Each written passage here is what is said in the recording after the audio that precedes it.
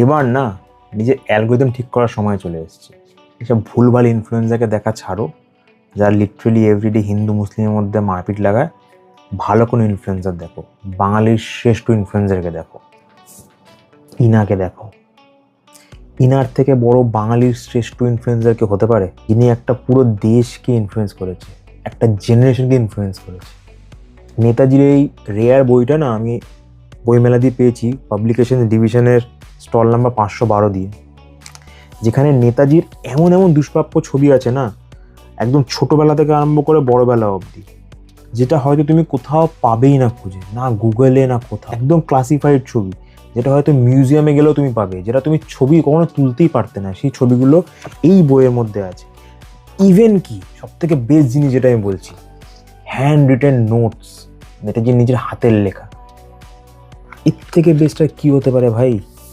বইমেলা এখনো 2 দিন চলছে, নিজের টাইমটাকে ওয়েস্ট করো না, ভালো কিছু নাও, ভালো একজন মানুষ, ভালো একজন ইনফ্লুয়েন্সারকে ফলো করো। সত্যি বলছি ভাই, কখনো রিগ্রেট করবে না।